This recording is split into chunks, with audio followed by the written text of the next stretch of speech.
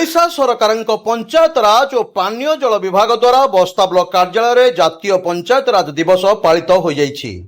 आज अपराह्न 6टा समय 314 ब्लॉक रे पालित होइथिबा बेले बस्ता ब्लॉक परिसर रे वीडियो मिहिर रंजन दासଙ୍କ सभापतित्व रे विधायिका सुभाषिनी जेना, सांसद प्रतिनिधि प्रदीप कुमार पंडा, ब्लॉक अध्यक्ष अंजलि दास प्रमुख उपस्थित रही जातीय पंचायत राज दिवस रे अंचल विकास पई समस्ते सहयोग करने को आह्वान देथिले।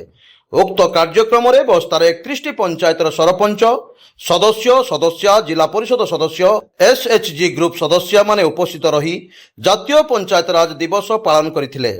एही अवसर में राज्य सरकार प्रति पंचायत 7 जन लेखाएं हिताधिकारी को अंत्योदय गृह योजना रे कार्यादेश बंटन करथिले। गठन हेले ए अंधमुख बज्र सरकार जे आपण मानकू प्रतिश्रुति जाइतले निर्वाचन पूर्व जे सेमाने सरकार को आसिले डबल इंजिन सरकार ओडिसा रे हेले ओडिसा को निशा मुक्त करिवे बोली अन्य प्रतिश्रुति विषय में कहबी नै अछि।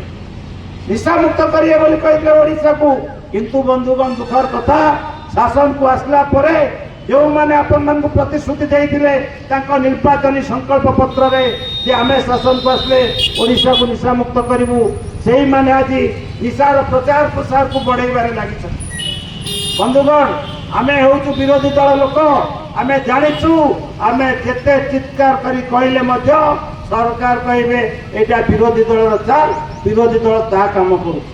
सरकार बहाना दउचंती अबकारी आयर, किंतु बंधुगण जानी कि आपण मध्य चकित हेबे ओडिशा राज्यर वार्षिक बजेट होउची 3,10,000 कोटी टंका आउ अबकारी सरकार आय पाउचंदी मात्र 11,500 टंका। तेणु गोटे राज्य जदि वर्षको 3,10,000 कोटी टंका चली पारुची 11,500 कोटी टंका नहले कौन आम राज्य चलो नहीं बंधुग।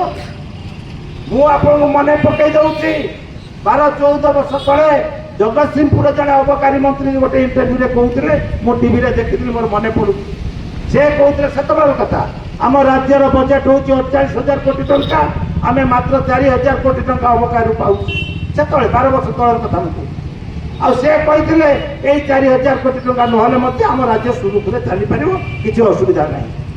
तेरे सरकार कहार स्वार्थपाई क्यों स्वार्थपाई ए राज्य को निशार मुह भर ठेली दे। बंधुगण पृथ्वी पृष्ठ एमती कौन धर्म नहीं जो धर्म निशा को बारण न करा सब धर्म निशार निंदा करा निशा को बारण करा। तेणु बंधुगण ये जो जोग धर्मी वाला दूरे रुहतु।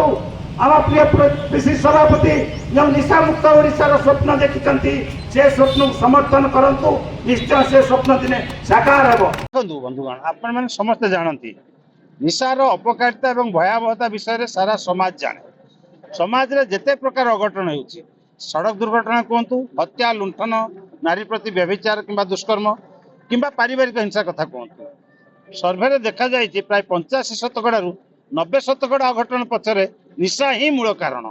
तेणु बालेश्वर बनमाली महाकुडुंग रिपोर्ट स्वतंत्र ओडिशा लाइव।